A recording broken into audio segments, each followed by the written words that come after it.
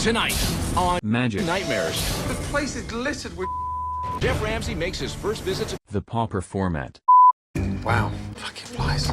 There's fucking flies everywhere. Where are they coming from? Half of it's fucking fat, you idiot! It's fatter than you!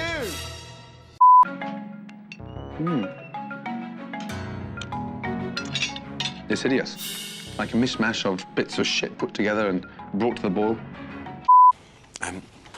You like a hemorrhoid in my arsehole, you know that? Can I just sit and enjoy, or try to enjoy? My fucking magic game.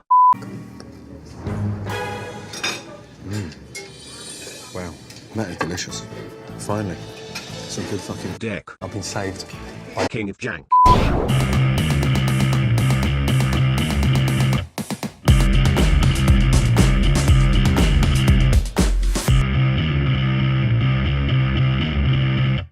Hello. Welcome back. It's been a while. But before we start in on our Pauper Deck Tech, I'm going to give myself a little plug. So recently I paired up with Eric from Man Cave MTG to do some sort of podcast type deal where we just shoot the shit about random magic things. Our first video is going to pop up on a card up there. So if you have a chance, you can go check it out and see how I sound with emotions. And while you're there, you might as well give it a like and subscribe to Eric because he makes some grade A quality stuff. Okay, one last note before we begin. I am recording on the road, so if the audio sounds weird, I'm sorry, but bite me. And speaking of biting, let's get to the deck tech. Hunger of the Hawk. So originally this deck was a white-black deck, but it wasn't quick enough, wasn't consistent enough, so I had to make it black-blue, meaning I switched out these two guys for this creepy bastard, and we'll get to him later. The name of the deck comes from two of the main cards in the deck, Hunger of the Nim and Glint Hawk Idol. Hunger of the Nim is simply black and 1. Target creature gets +1/+0 for each artifact we control until end of turn.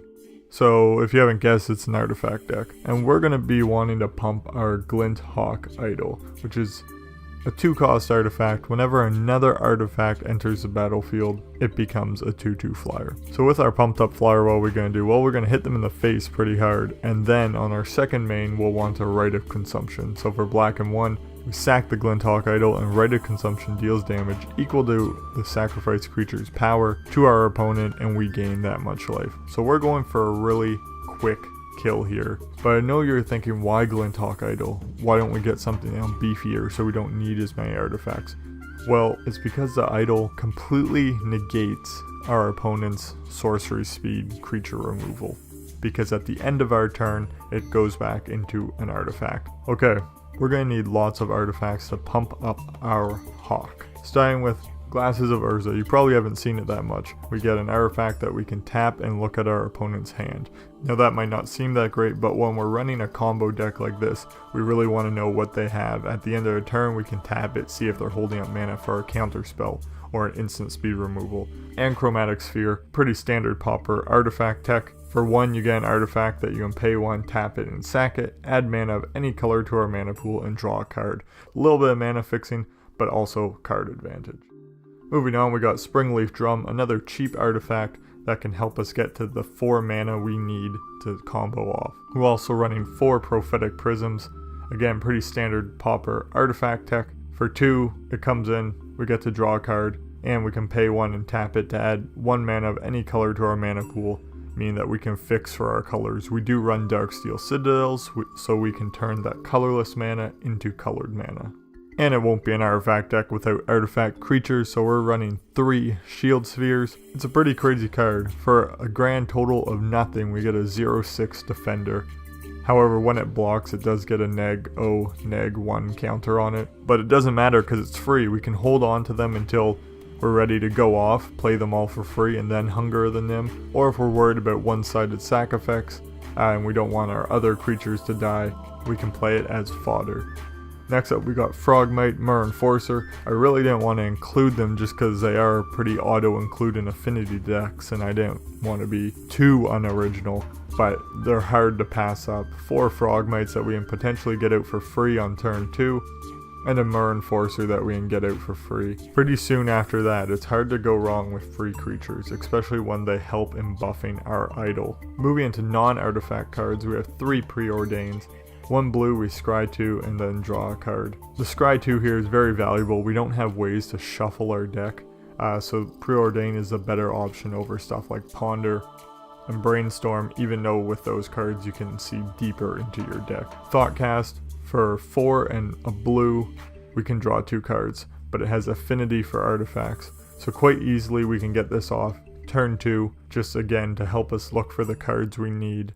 And finally, we have Somber Hoverguard, 5 and a blue, again Affinity for artifacts, so we can get it fairly cheap, and it's a 3/2 flyer, just good value. Now, I was gonna make a joke about the art of this card, that person running, like run bitch run or something like that.